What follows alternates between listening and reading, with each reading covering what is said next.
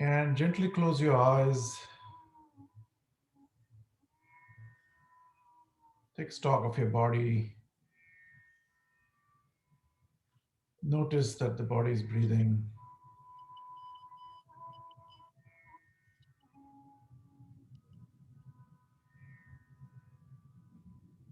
We're not manipulating the breath. Just observe that the body is breathing.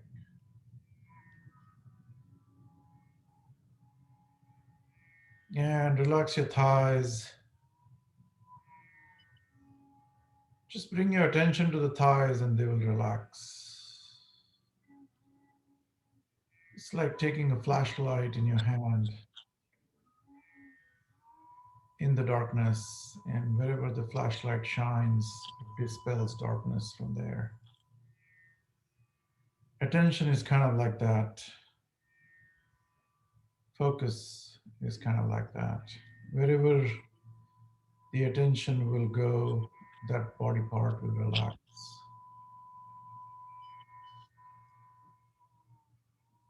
Please mute your phones or computers, whatever you're using. Really appreciate it.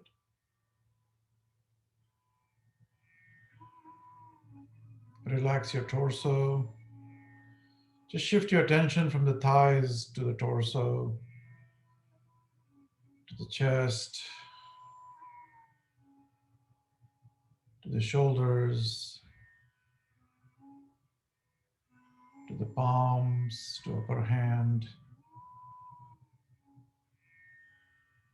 elbows, upper arms, and come to the crown of your head and let the attention spill as though you were taking a shower. Let that attention spill.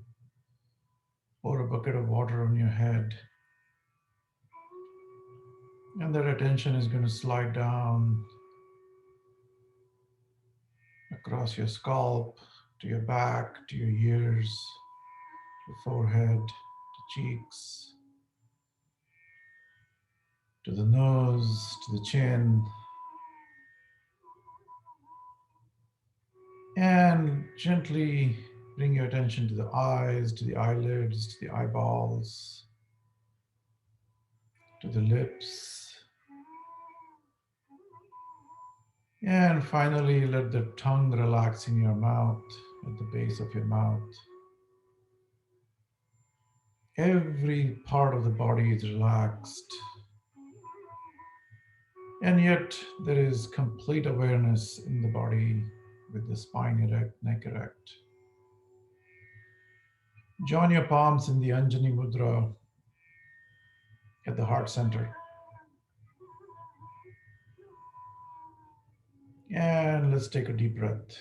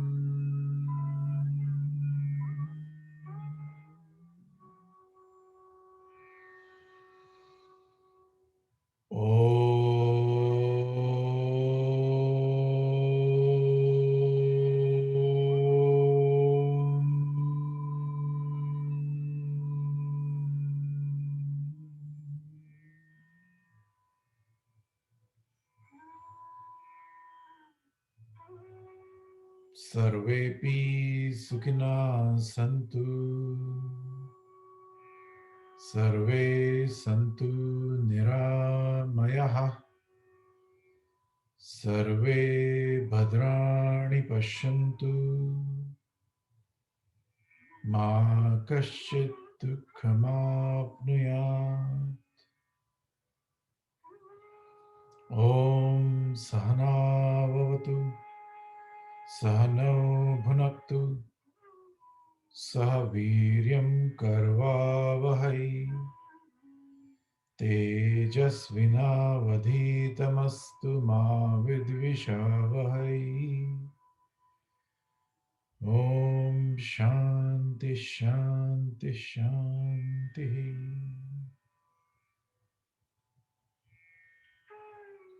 Rub your palms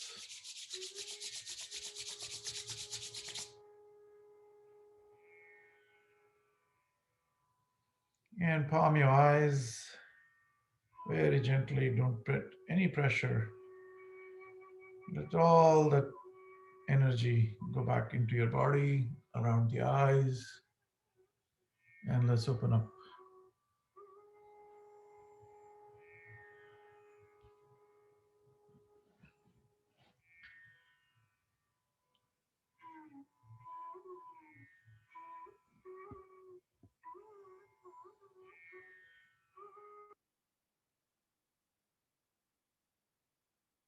Give me a thumbs up. Okay. All right, good. My earphones just died in the between. Okay. So what I was suggesting that we will just do basic stimulation of the legs, and so that we are going to be sitting in this cross-leg position for a while. So let's get that stimulation to your legs and get all that excessive energy out. So let's just sit back and move your toes, exercise your toes, just relax. There's nothing, just observe that the mind and body as a system are working in coherence. So observe that your body is stimulating at the finest part of the body, the farthest from you, farthest from the eyes. And these, we tend to neglect these parts of the body. So now let's get into this kind of rhythmic movement.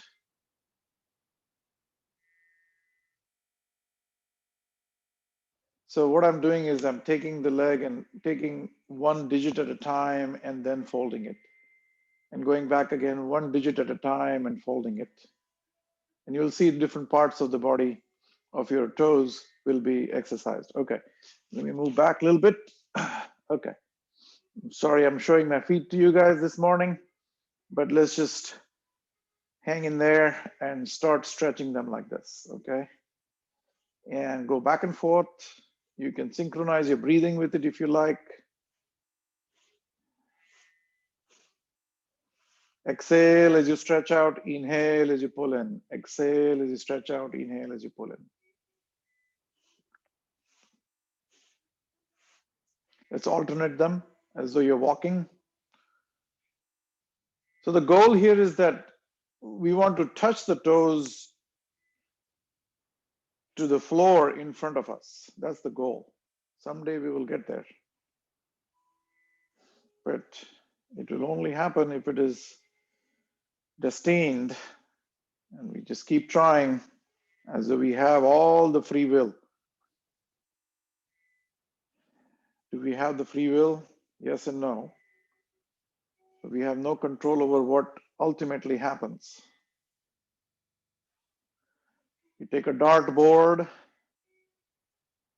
and you aim at it, and you try to aim at the center and throw the dart, and it doesn't land there.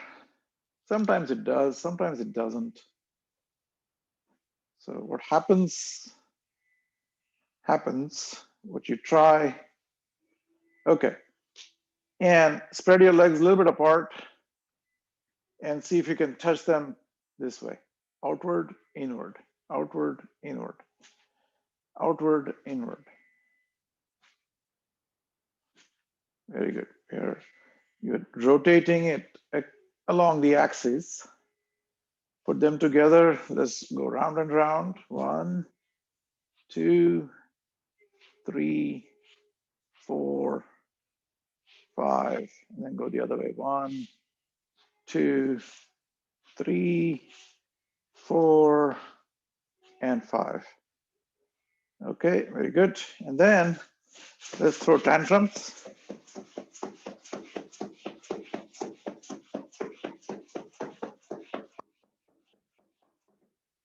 And then both of them together. Very good.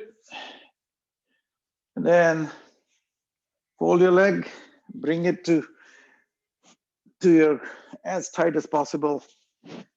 And then fold it down, fold it up, fold it down, fold it up. And then hold it from inside.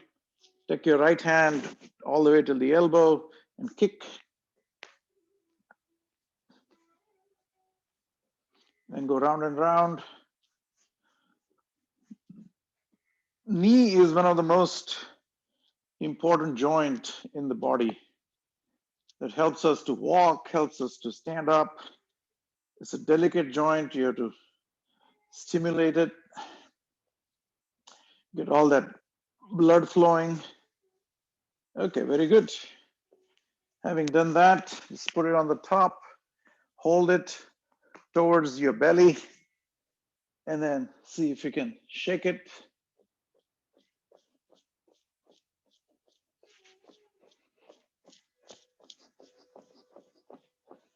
And then grab it and pull it up, put your nose to it, put it down.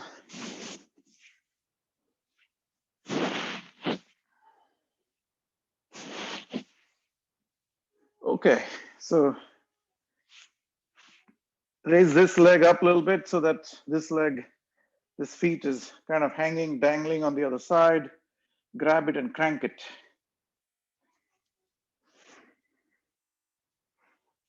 Go the other way. Crank it like you're, as a crank, you're trying to pull some water out from the well. All right, very good. Loosen it a little bit, go up and down. Very nice, okay. And then crank your knee like this so that you're loosening your hips from down there. Okay, very good. And then go the other way. Okay, very nice. This thing is now nice and loose. Put it away. Let's do this one. Hold it tight, grab it tight. Almost the heel should touch to the butt down here, and hold it like this. And then put it down.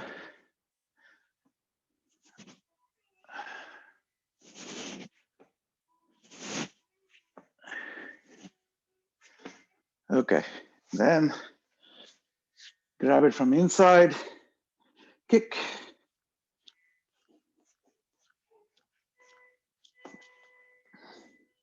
Rotate.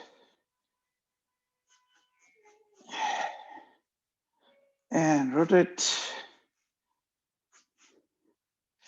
Very good. And then put it on the top and shake it.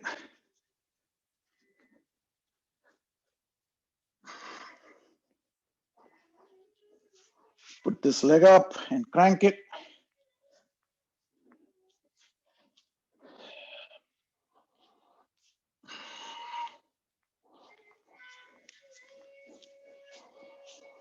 Very good. And then grab it and then go round with your ear. You're moving them with your knees, I mean. And then you're moving them from the hips. You're rotating your hips basically. And do that. Okay, very good. Okay. I think that has stimulated the legs pretty good. Now go fast. Let it loosen up. So when you do this, it should be very, very loose. Okay. Having done that, I think we're ready with our pranayams now. So sit on your block. I think the block is very important. And then tuck your heel into the perineum, take the other one and put it on the top, And you will feel that the legs are now cooperating. Once you, okay, so now the heart rate has gone up a little bit. We can sit cross-legged in Chin Mudra. Keep your neck and spine erect. And let us try to see if we can bring the heart rate down. So we'll do Mukha Dhauti. Mukha Dhauti is taking deep breath and letting it go from the center of the lips. And as you're blowing it out, follow your breath. See how far you can follow it.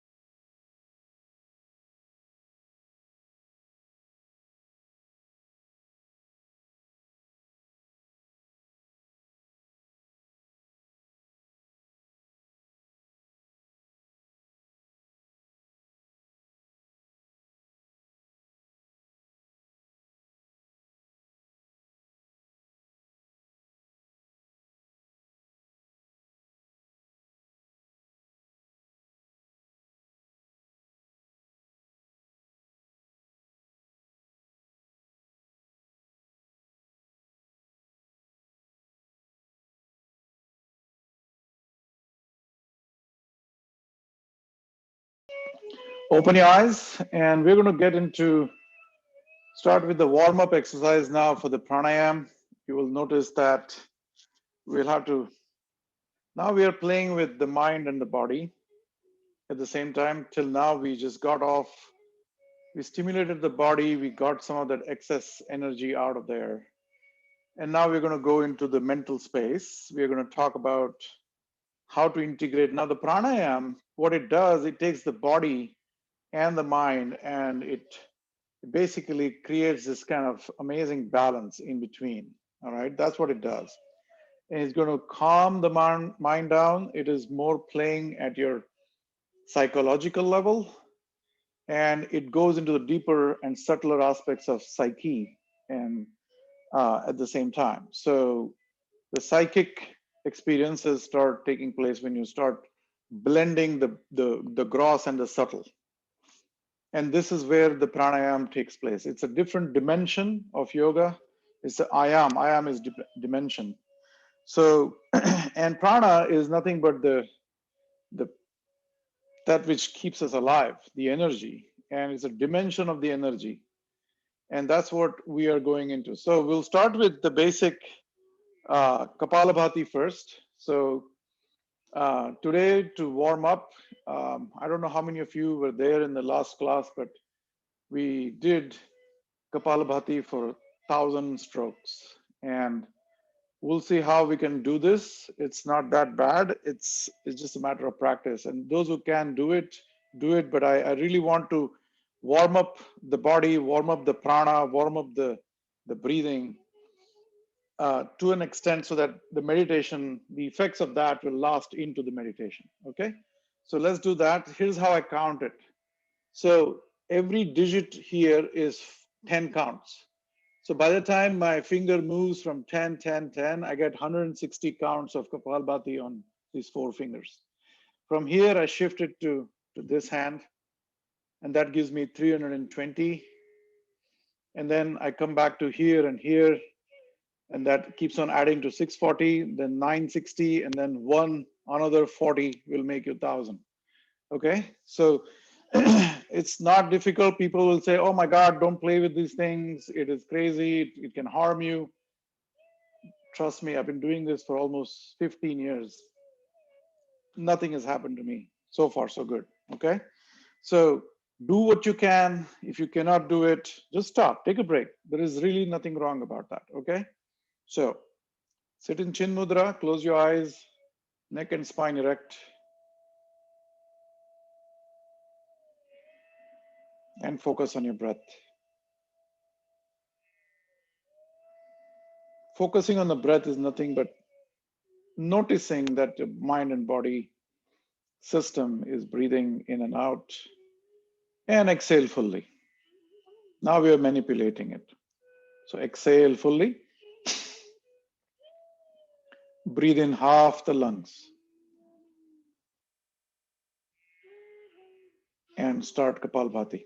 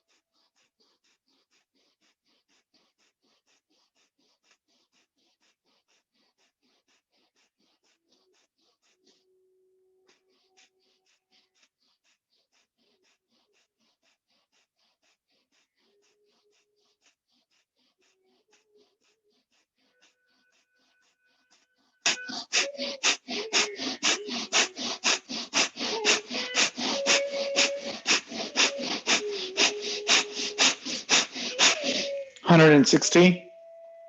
Next hand.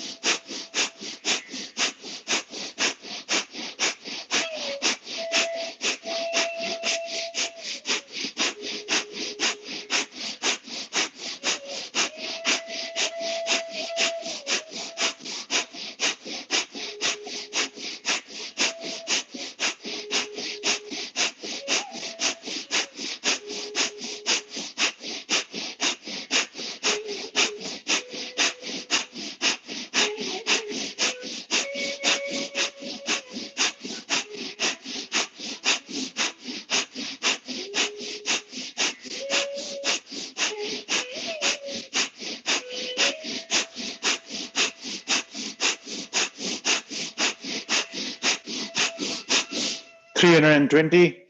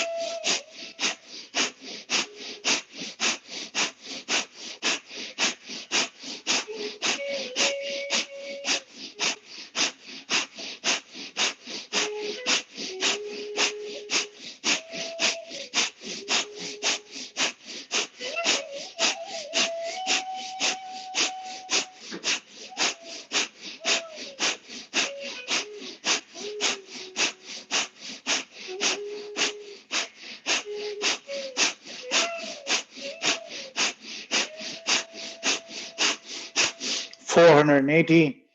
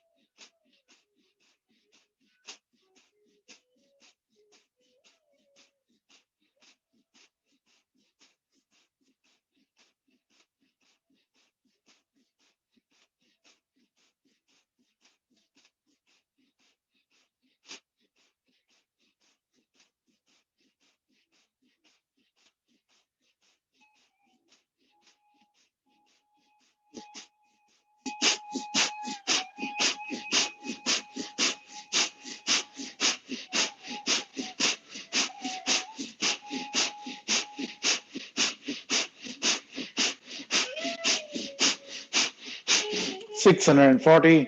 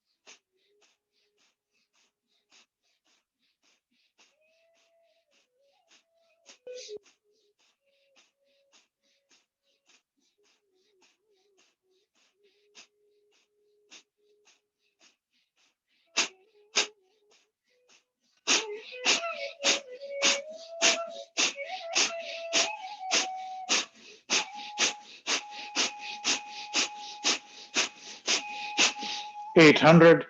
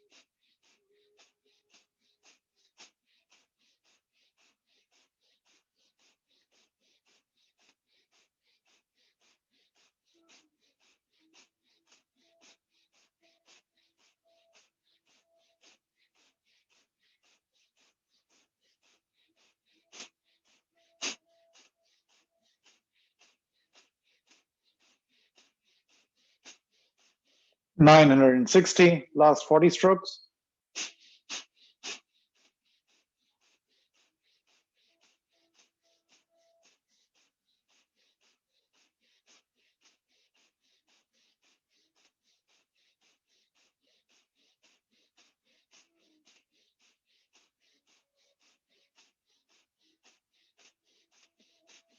Exhale fully.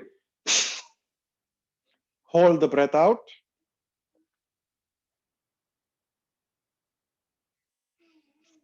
And observe the tingling sensations all over your body. Don't breathe in. Bahya Kumbhak. Rechak.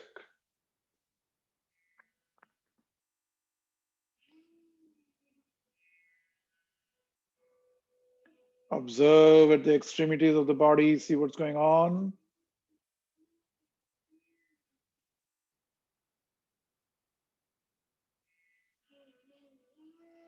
This is a heightened, subtle stimulation of your every cell of the body is dancing.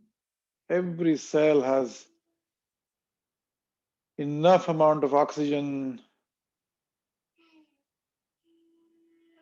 and the body, you will realize it doesn't need oxygen, so it will stop breathing. Your diaphragm has stopped.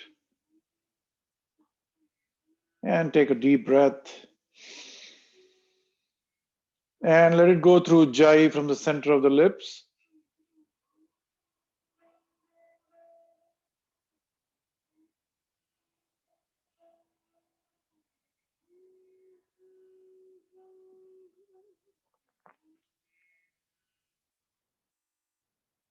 And witness the tingling sensations all over the body, the fingertips, the center of your palms,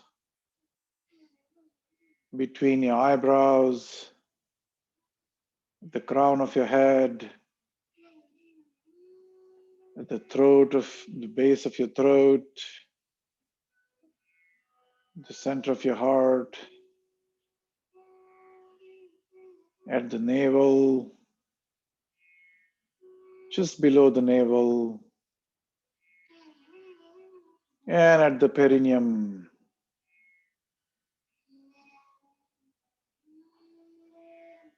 Observe that the body is not breathing. Be in that conscious space.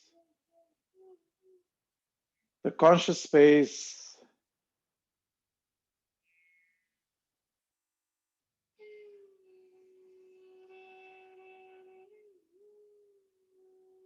in the middle of all that tingling sensations, all of that is going on at the periphery. There is a calm center where the sensations don't reach. Locate that. Be with it. Just be.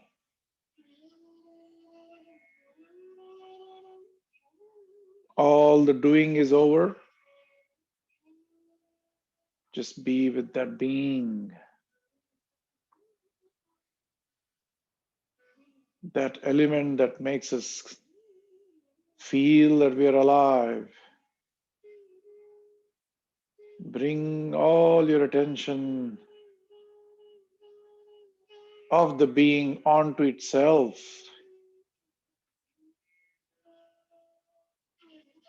Recognize that flame of consciousness that is constantly burning, never extinguishes. Be with that flame.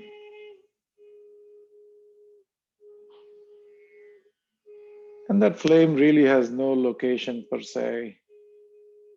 It's just there. It pervades the mind and body, pervades all the physical reality.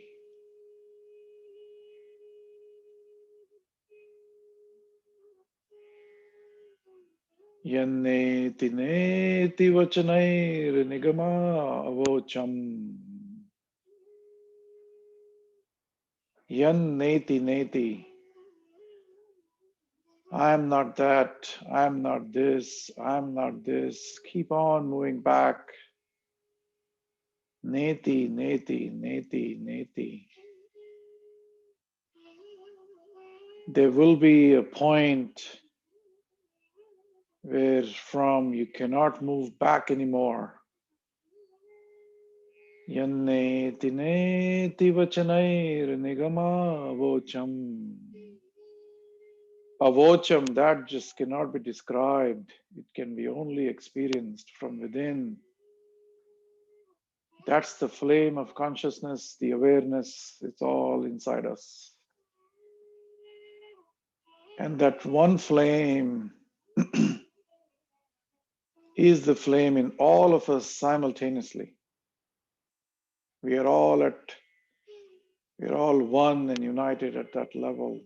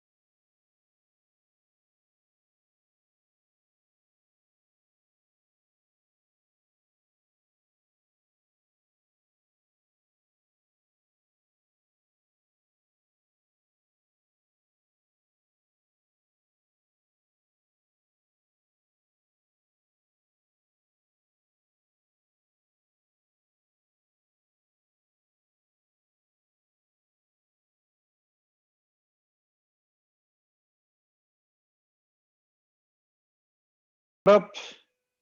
We're ready for the pranayam. So we manipulated the breath to such an extent that now every cell of the body is rejuvenated, is pulsating at a frequency, and that frequency is where there's a heightened sense of awareness. We've elevated that awareness to a certain platform. And now, while we are at that platform in that excited state of awareness, we're going to practice the pranayams now. So we'll start with the simple pranayam. Sit in Chin Mudra. Gently close your eyes. And we'll start with Ujjayi pranayam. So take a deep breath. And as you breathe, just feel that, okay, so the first of all, whenever you're doing pranayam, make sure your Mula Bandha is locked. Okay, that is the first and foremost essential thing that we need to do as for the pranayams to become effective. Because what we're doing is by locking the Mula Bandha, we don't let the energy flow out. We are trying to elevate the energy. So we take the key and lock it. So we lock it there. And when we sit with the heel pressing against the perineum, it stimulates the Muladhara chakra, which is at the perineum. So when you do that, on top of it, you're putting that Mula Bandha. So when you have that Mula Bandha, when you breathe in, breathe as though you're breathing from the Mula Bandha. And you take a heightened deep breath. So as you're breathing in, travel along the spine all the way up to Ajna chakra. So you breathe in as though you cannot breathe in anymore, all the way, fill your lungs completely. And then constrict your epiglottis. And this time you're going to make the sound as it's a deep sound as a bumblebee. It's not the honeybee, it's a bumblebee. So you'll get this deep sound of vibration. So we're not really doing pranayam as yet because we are not holding the breath, okay? The pranayam really starts when you're starting to hold the breath either in or either out, okay? So that holding of breath is when you go to the next level of pranayam. So right now we are just doing the Ujjayi breathing. We're just going to breathe in and breathe out. Breathe in and breathe out. We're just doing that. So close your eyes, get your Mula Bandha, exhale fully, and breathe in from the Muladhara chakra.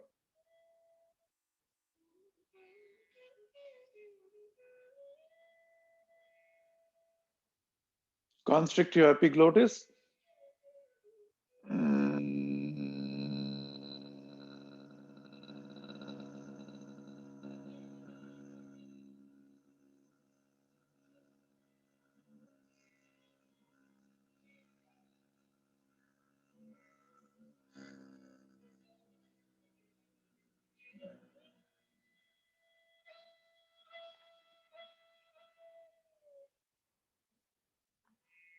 Take a normal breath.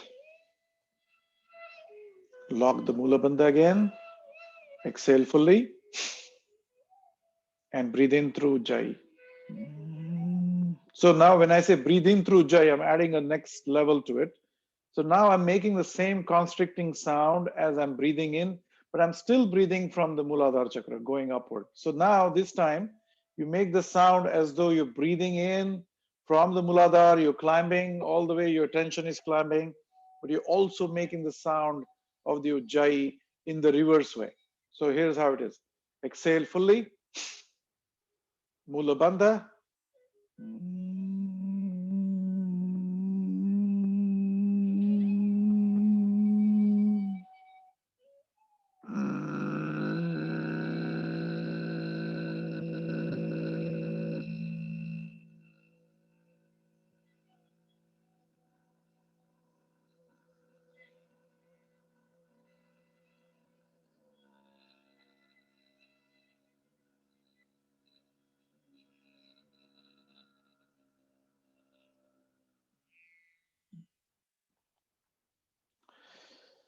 So what is Ujjayi breathing, right?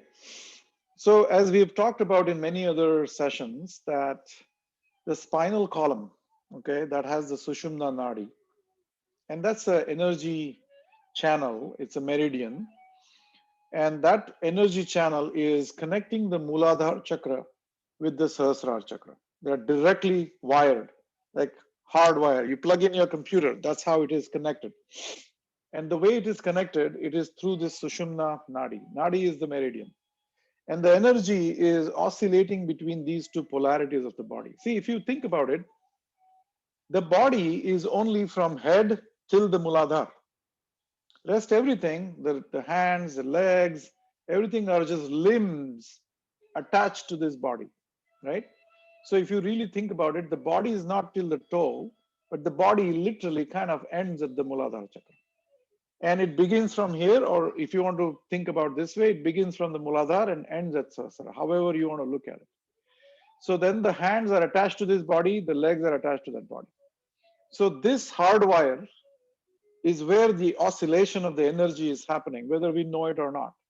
But when we get into this heightened state of awareness, you will start realizing that from every breath, as you go in and out, the body, the energy is oscillating. Okay. And when it's oscillating freely, that's what we are trying to do. We want that oscillation to happen freely. And what are the blockages? The blockages are nothing but, some people call it the prarabdha, the past karmas. And I don't know if you want to believe it in any of that, but even if you don't believe it, think about it this way, that there are psychological knots, and those you can experience. You can experience the psychological knots, and those are nothing but the sanskars. And those sanskars are right from your childhood all the way. You're constantly conditioning the mind. Sanskar is nothing but conditioning of the mind. And what is conditioning? Conditioning is nothing but a filter that is in between the direct perception of the reality versus what you perceive inside through your mind body system. So when you don't have the direct perception, it's like I'm wearing these glasses. Right now, I'm wearing clear glasses. So I can see the tree out there, green as green. But the moment I use red glasses or green glasses or any other glasses, my perception of the reality is tainted with that color. And this is exactly what's happening through the conditioning of the mind. The whole idea of pranayam, meditation, the yogic sadhana, the yoga is to unclutter the conditioning of your mind. And so those are the blockages that even the psychologists believe in. There is nothing to be believed. You can feel them. There are certain things you want to do, but you cannot do. There are certain things you don't want to do, but you keep on doing them. Why? Because we are programmed. We are programmed. We are conditioned to do certain things. We are not conditioned to do certain things.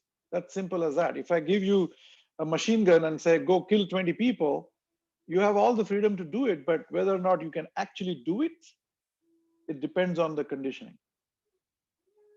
And whether or not you can be a saint, or whether you can be a beggar, or whether you can be a Hitler or a psychopath, it all depends on the conditioning of the mind.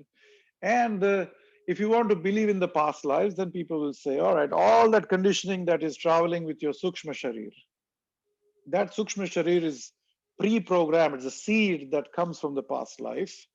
And now you have to deal with that conditioning that is coming from the past lives. And that conditioning is going to basically affect as a causal chain.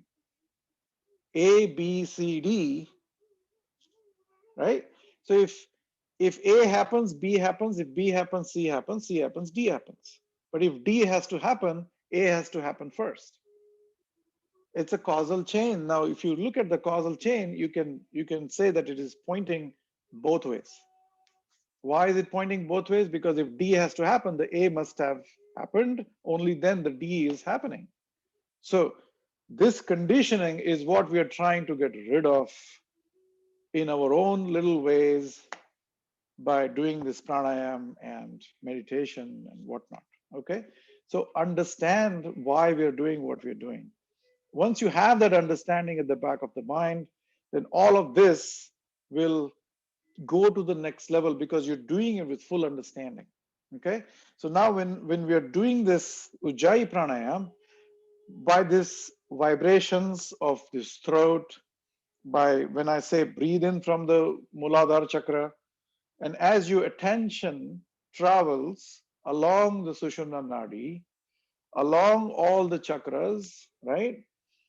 Like we initially started, remember we said, bring your attention to your thighs and the thighs will relax. Bring your attention to the torso, chest, crown, all of this, and those parts of the body will react. So we are realizing that the moment we pay attention to something, that part of the body relaxes.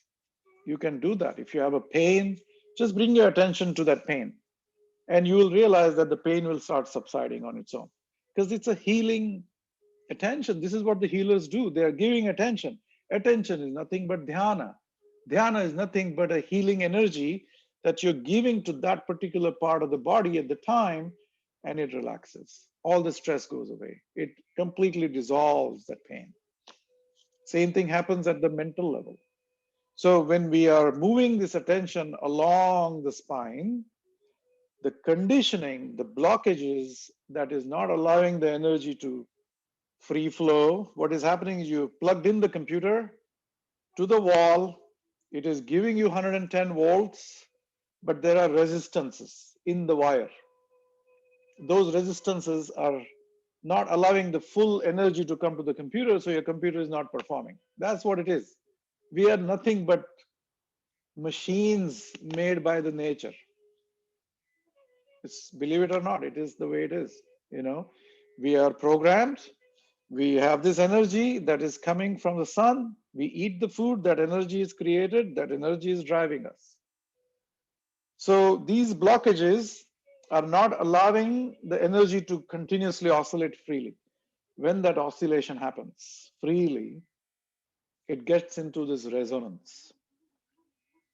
And when the resonance happens, the amplitude of the bridge takes to the next level. It breaks the bridge. As you know, when the soldiers march on the bridge, they don't let them march on the bridge. Why? Because the amplitude goes so crazy that the bridge can break. But in the yogic case, what happens is when the amplitude is heightened to a certain point, there is a transcendence that happens. There's a quantum leap of consciousness that happens, and it takes you into this realm where there is no I. We break out of that, the seed breaks and it starts growing as a tree from there. So with this understanding, we'll do the pranayam today. Okay? Chin mudra, close your eyes.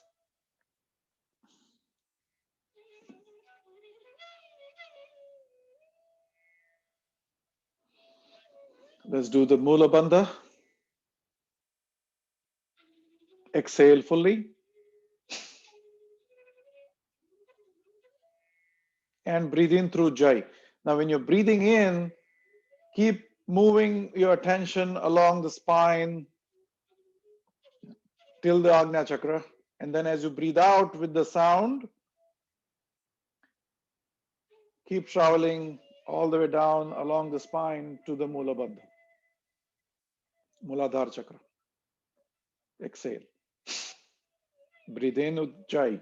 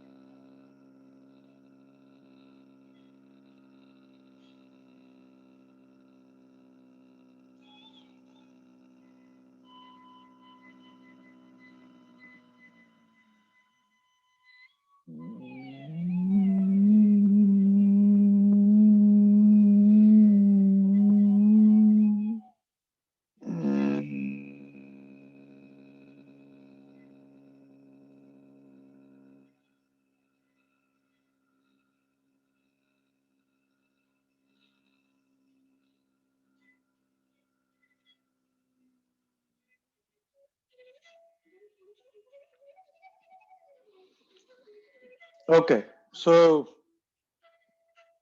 we did Ujjayi. Now we're going to do Madhya Ujjayi. Okay, now Madhya Ujjayi is you put your hands like this at the back, like that. And what that happens, by doing that, what happens, your chest is going to open up wide. Right now, we were sitting like this. By putting your hands at the back, make sure your thumbs touch at the back like this. Put your hands at the back and let the thumbs touch each other. Okay? And the chest, pull it like this and keep erect, keep straight. Madhya Ujjayi is nothing, but we are going to do the same thing. Close your eyes, exhale fully, get the Mula Dhara, Mula Bandha. Keep the thumbs touching at the back. Exhale and breathe in through Ujjayi.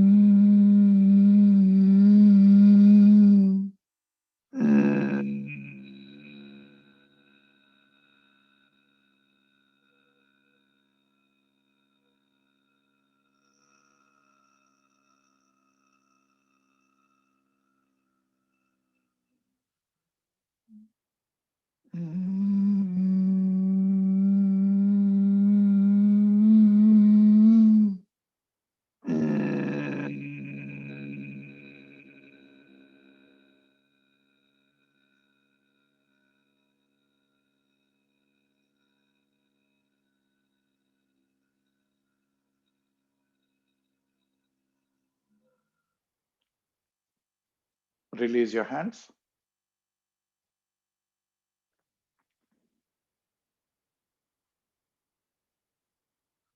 Enjoy the silence inside.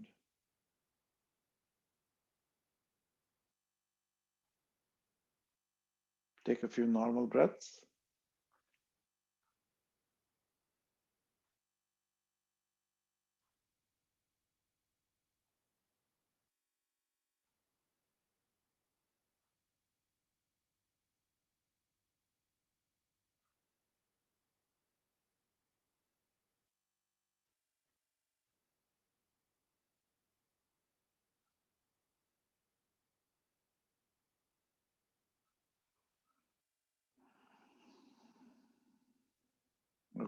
Gently open your eyes.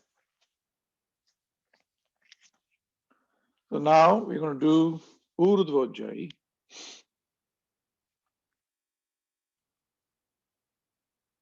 Cross your hands. Grab the upper arm of the opposite hand. And this time we are going to synchronize the breathing and synchronize the movement of the hand at the same time. So what we'll do is when we are breathing in, like you're going to raise your hands like this, come to the forehead, and then breathe out. But this time what we'll do is at every oscillation, we're going from here to there, there to here. We'll count 4 here and 4 here. So now we are getting into holding the breath a little bit, okay? So we are holding the breath here for 4 counts, not breathing here for 4 counts, okay? So let's do that. Close your eyes, Mula Bandha, exhale fully, breathe in.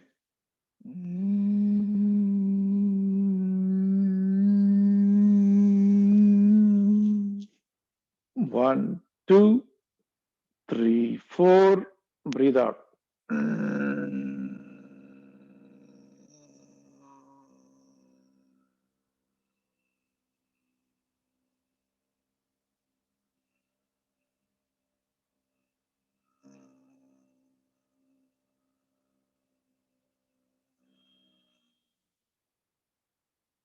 1, 2, 3, 4. Breathe in.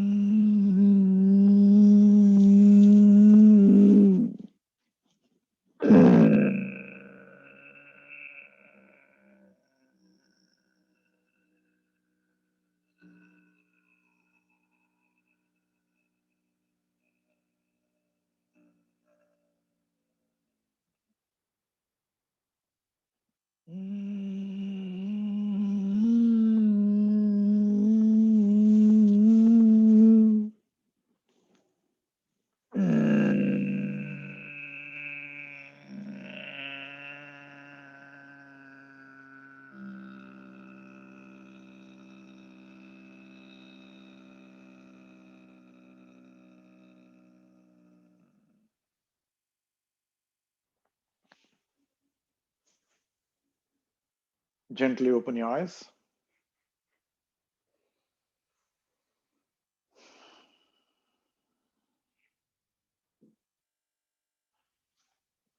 You can relax your legs, stretch them out.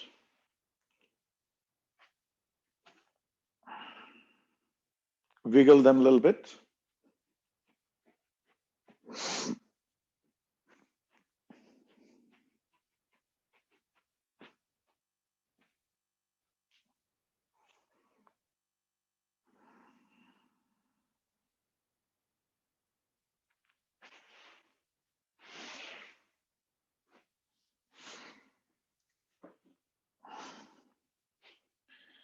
We'll do one more pranayam since we've done the Ujjayi now. What we'll do is now we'll hold the breath this time. Okay? So we'll do the Bahya Kumbhak, Antar Kumbhak, and then Tribandha. Tribandha is Mula Bandha, Udyana Bandha, and Jalandhar Bandha. Okay, so all the three bandhas. Those three bandhas are important because what that does, it locks the energy. It doesn't let the energy go out this way or that way, or it just locks it in. Okay, so that's the idea of bandhas. And there are deeper meanings of bandhas that you can read in the books by Satyanand Saraswati of Bihar School of Yoga. I highly recommend you guys invest in this book. Is Asan, Pranayam, Mudra, and Bandha by the Bihar School of Yoga. It's a little fat book, but is extremely loaded with information, and it's a yoga publication, Trust Munger, Bihar. Okay. So this time, what we're going to do is we're going to hold the breath for up to 10 counts, and then we'll release it. Okay. So the way you do it is sit in Chin Mudra, and you can watch me first if you want to do it, because we haven't done this session in a while. Is you breathe in through Jai, and then I'm going to hold the breath inside, and I'm going to drop my head against so that the chin is pressing against the chest, this way. So that is the Mula Bandha, Udyana Bandha, and the Jalandhar Bandha. So that Jalandhar Bandha happens. And the Mula Bandha is there. So you're going to lock from both ends, and you're going to release the tummy. So there is no Udyana Bandha here. Okay. So let's do this thing. Exhale fully. Breathe. Do the Mula Bandha. And breathe in through Jai.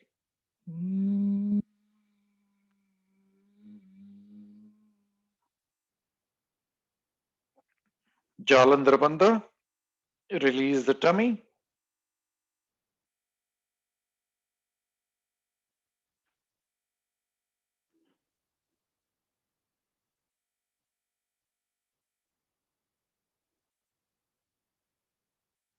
Release the Jalandhar Bandha.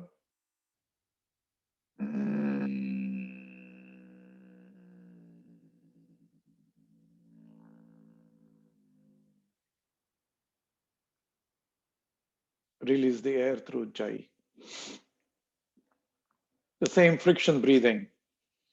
Eventually, what happens is this friction becomes subtler and subtler and subtler. Okay. So right now we are doing it a little bit at a gross level so that we all get the hang of it. Eventually, what is going to happen is you yourself can only hear yourself breathing. Even if there is somebody sitting next to you, they should not be able to hear it. So then it becomes sort of the ocean breathing sound.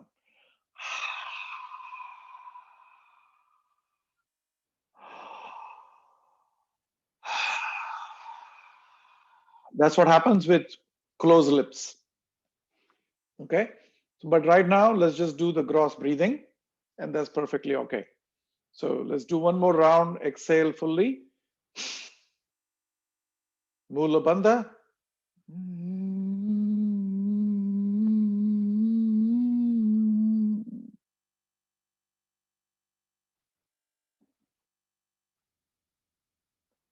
Release the tummy. Jalandhar Bandha, Mula Bandha. Hold the breath inside. Count 10. With your back straight. Do not round off your back.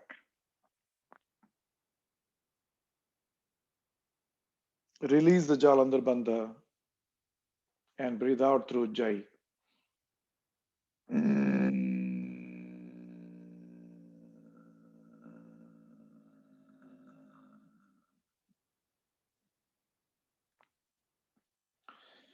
So this is the Ujjayi Pranayam. Okay, we started with Kapalabhati, we did Ujjayi breathing, we did the 3 types of Ujjayi breathing. Then we got introduced to the Bahya Kumbhak and Antar Kumbhak by holding it for 4 counts. And now we are holding the breath for 10 counts. Okay, so that's what we did today. I think we should do one last breathing of what you call that, Brahmari, and we'll go into meditation. So let's do Brahmari. Take your glasses off. With the thumbs, close your ears, close your eyes. Your middle fingers are touching each other at the mid center of the eyebrows. The ring finger is on your eyelids, and the pinky is hanging on your cheeks, and the index finger is sitting on above on your forehead. Shankhamukhi Mudra.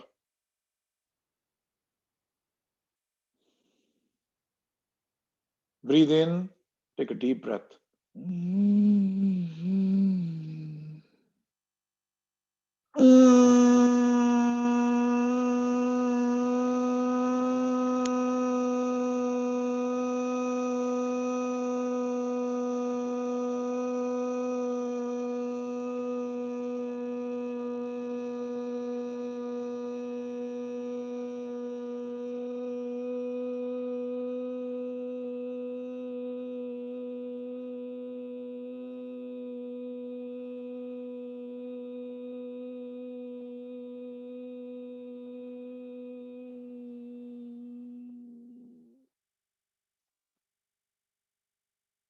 Take another deep breath through Jai.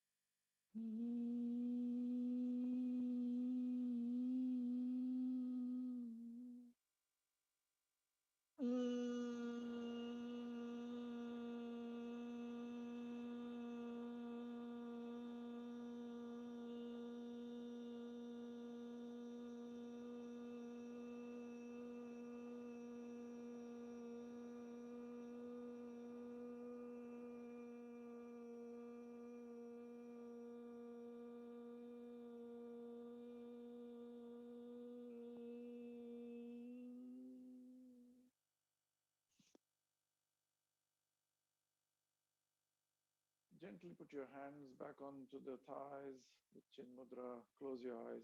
Don't open your eyes now.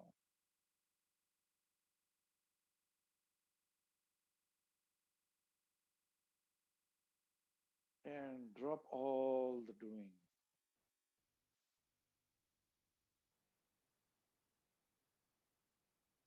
Let the mind body system be on its own. Just leave that apparatus alone. Don't do anything with it anymore. And observe that it goes back to its natural rhythm. It goes back to its natural breathing cycles.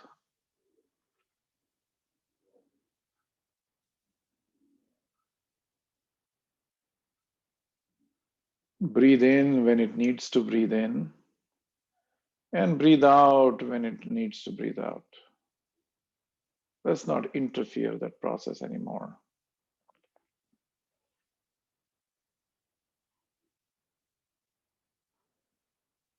And observe that there is no personal doership. There is no karta bhav anywhere. There is no more karta. The krutya, all doing is of the past. What is done is done. Just observe. Now we are going to sit at the bank of the river, the bank of the pond, and we're not going to generate any more ripples in it. We're just going to sit on the bank, sit on the seashore, wherever you feel like sitting, and just observe the waves come in, the waves go out. The waves are your breath. They come in and go out, come in and go out. It's a non-stop process. And it happens on its own. And the waves are powerful on the full moon day.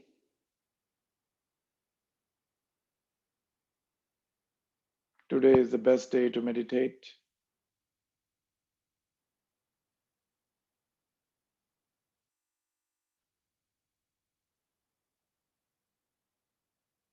And bring your attention, just bringing your attention. We're not doing anything. You're just silently observing that the breath is going in through the nostrils, coming out through the nostrils. The breath is the only thing that unites the inside with the outside and the outside with the inside. It goes in, comes out. Follow that breath as it goes out, just by your witnessing. Follow that breath inside as it goes in.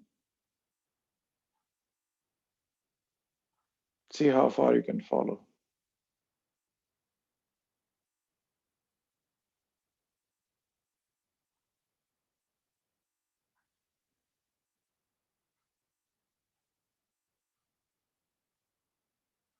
This is called the Anapanasati Dhyan, Anapanasati Yoga, Ana Apana.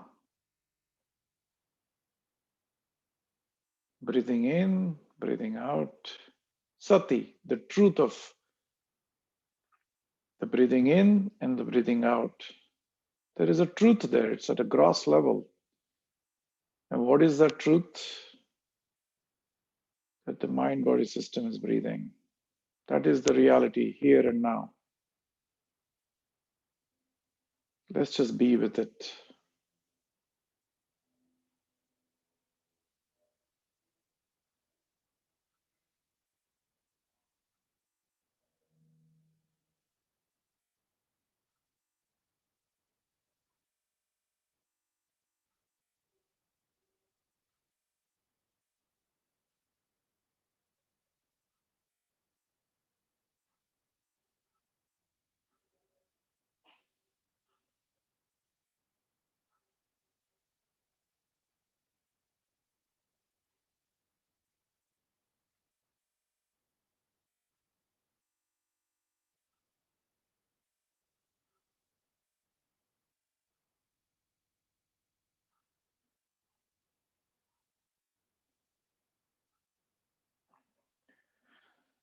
So the resonance that we created through pranayam has allowed us to now dive deep into the subconscious, because we have now established a deeper connection with the being.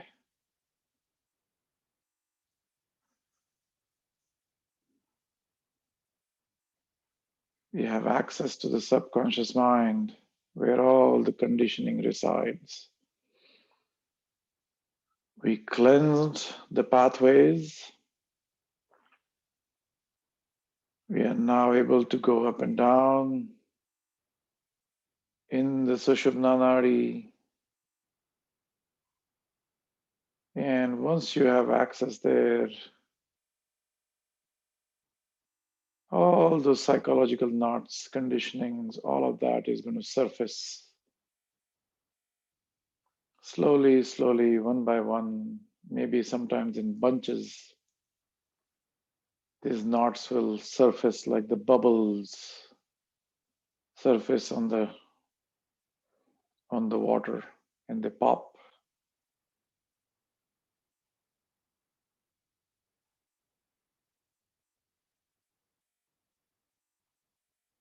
And let's not interfere that process at all. We just observe. We just observe in the witnessing mode. There is no more doing mode. There is no karta. And when that karta drops, when we are out of that water, we are sitting on the bank of the river. There is nothing we're doing. We're just observing the flowing water, the flowing thoughts, the coming out of these psychological knots and opening up like the bubbles, and they pop. The more bubbles that will come out, the more free we are. And again, there is nothing to be done.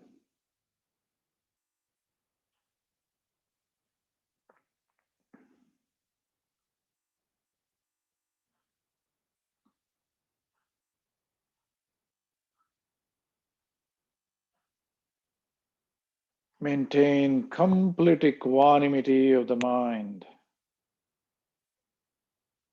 And to maintain that, there is nothing to be done. You just be aware.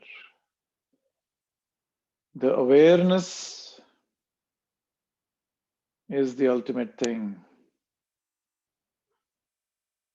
The witnessing element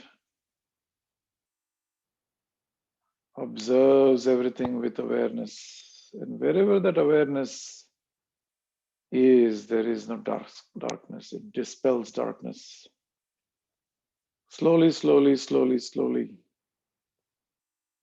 That flashlight, that circle of the flashlight is going to expand. It will become larger and larger. From the flashlight, it will become a searchlight. From searchlight, it is going to become the general light, and the whole mind is illuminating. The entire basement is going to get illuminated at once. You flip a switch, and the light turns on. It's no longer a focused light, it's just the light. And light is nothing, it's just a synonym for awareness. There is no real light. So let's not start looking for something, that some light is going to happen. Nothing. The awareness is the light. Light is synonymous to knowledge, to knowing, to awareness. Therefore, the word enlightenment. But there is no light. People keep looking for light all the time, and they get lost in that searching again. Where is the light? There is no light. Wherever your attention is the light. So observe the thoughts. They'll just come and go. But let's not waver the attention.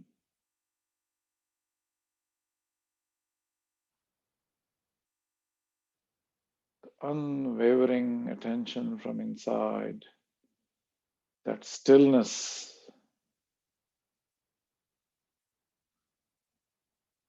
Don't be still, let the stillness be. There's a vast difference between these two. Let's try not to be happy. Let the happiness be. Trying will bring the karta bhav again. Be happy, that means you got to do something. Let the happiness be. Let the awareness be. Let the attention be. And mind you, this attention is not concentration. Attention is the open focus. It's like I always give this analogy of a fielder in the cricket. He's fielding at a deep mid wicket, deep long on, where there are very slim chances of the ball to come, but he's alert. He's alert. That's the alertness we need.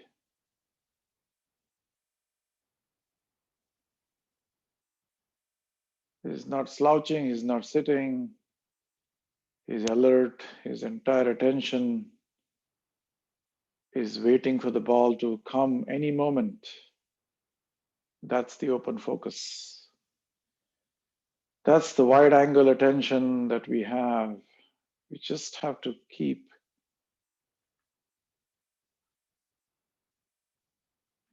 be alert from inside. And in that alertness, you will see that the thoughts will come and go. That alertness is as vast as the sky. And the birds come and go. The clouds come and go. The sun and moon come and go. The stars appear and disappear. All that noise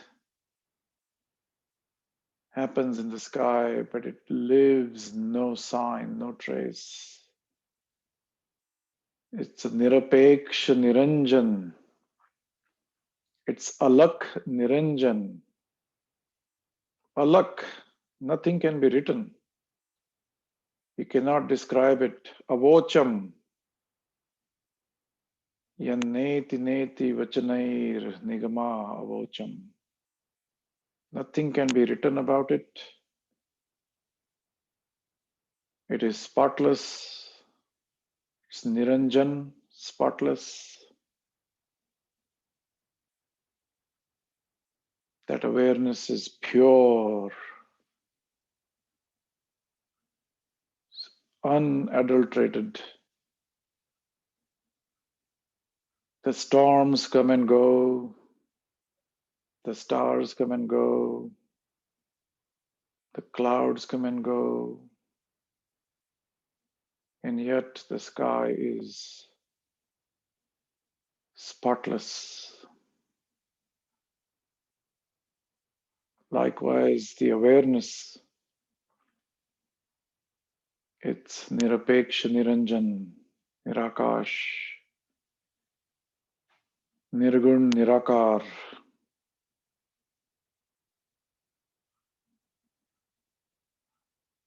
It has no qualities of its own that can be described. It can only be experienced from within. No matter if you're a theist or atheist, for a theist to say, I believe in something, for an atheist to say, I don't believe in something, you need the awareness, you need that consciousness. I've never met a man, never met a human being that can say,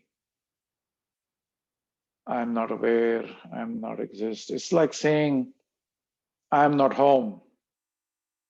Somebody rings a doorbell and say, I'm not home.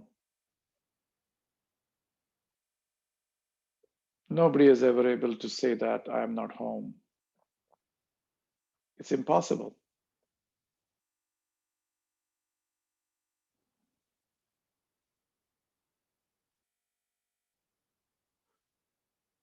So the dhyan of Soham Hamsa is nothing but saying, I am you and you are me. I am you and you are me. So that someday we'll realize I am that. That consciousness that keeps everybody conscious. In some parts, it is manifested. In some objects, it is unmanifested. Some it is animated. In some, it is unanimated. But it pervades everything.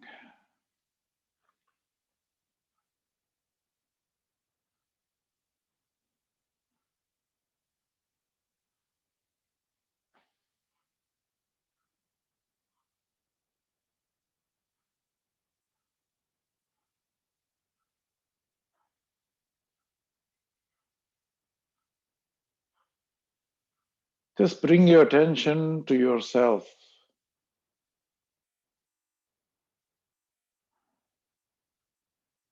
The self-awareness is only possible when you implode that awareness within. Swa-samvedya, it can feel itself.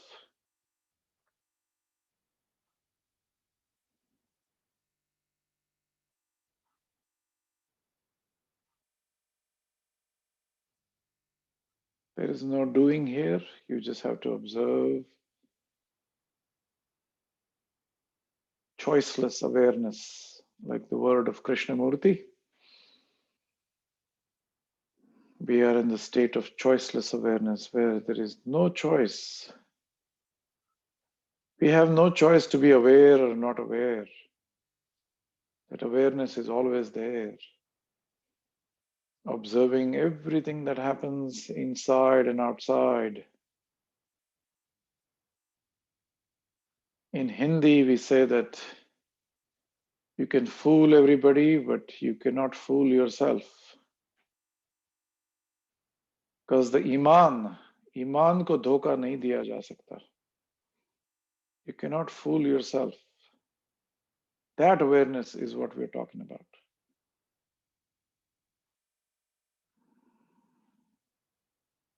That observation, that awareness that observes every good deed, every bad deed. From the perspective of awareness, there is nothing good or bad. They're just happenings. They're just happenings coming from the programming, coming from the sanskars, the conditionings.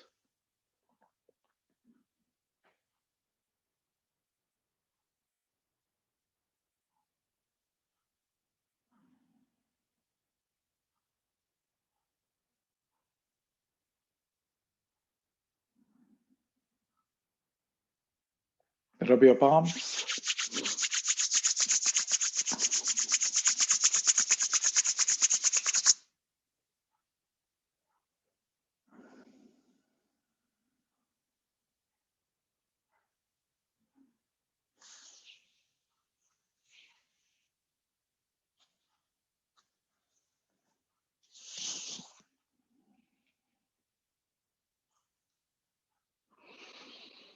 So we were talking about happenings. Everything just happens. We are literally really not doing anything. And whether it is a good or bad, these are all the, you think some things are bad because that's the way we are conditioned.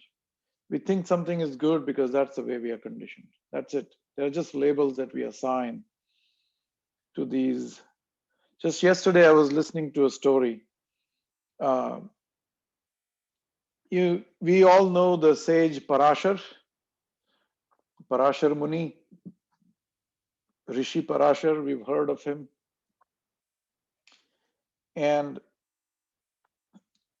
this could potentially, like, we think that the sages are free of everything. Everything that they do is good. Everything that they do, but there is no such thing. They are conditioned in a certain way. This mind-body system, it has a direct response. It has an indirect response. All of that is happening inside. And whether or not you pursue it is a different thing, right? So I was listening to the story about Parashar. He was traveling in a boat, and the guy who was rowing, he was rowing and taking him across the river. And his daughter was on the boat. And Parashar looks at the daughter. She looks back at him. And there was some connection there, some deeper uh, conditionings of both of them that allowed them to live them together for several years later on. I'm not saying they fell in love, but something happened. As we know, they lived together for some time, and a child was born. And that child was born, and he, being a rishi, he took care of him for some time. And then he said, I'm going to go. 10 years later, I'm going to come back and take this child to my ashram. Till then, please take care of him. And later on, Parashar came and took that child and trained him in his ashram. And that child grew up, and he wrote the Mahabharata later. His name was Muni Vyasa. So I was talking about A, B, C, D, the events that we were talking about earlier. And at the point of A, it feels like something bad is happening, that Parashar, being a rishi, is indulging into an act that is giving birth to a child. You may feel, because we are conditioned in a certain way, that we feel that, okay, what's going on here? Why is this rishi doing that? But for Vyasa to happen, A had to happen. Because A happened, B had to happen, that he came back and took him to his ashram. In there, he got trained, so C had to happen. And C happened, and that is because D had to happen. And D was the Mahabharata was written. And we all know what amazing epic of Mahabharata is written. So this is all the conditioning. So events are happening on their own accord.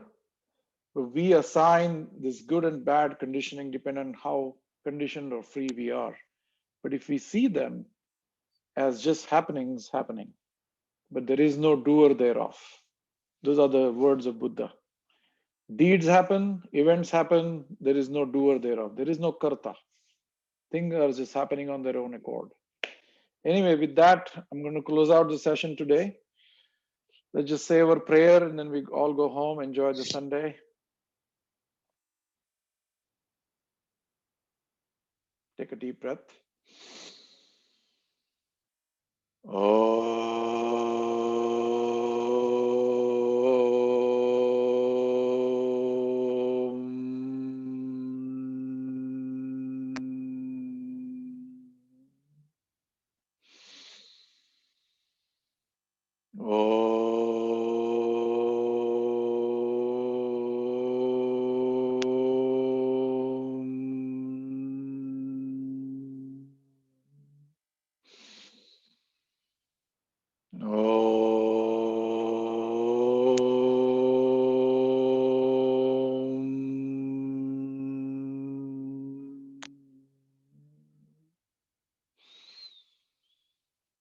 Yogena chittasya padena vacham malam sharirasya cha vaidikena yopakarotam pravaram muninam patanjalim pranjaliranatosmi abahu purushakaram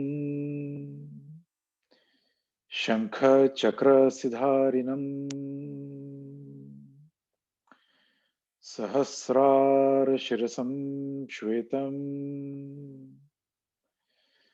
Pranamami Patanjalim Hari Om.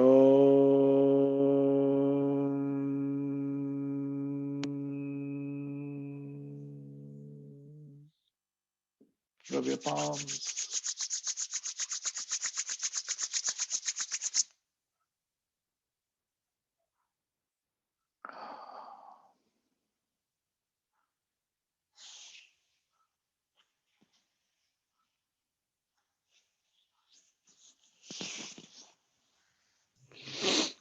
Thanks, Amit.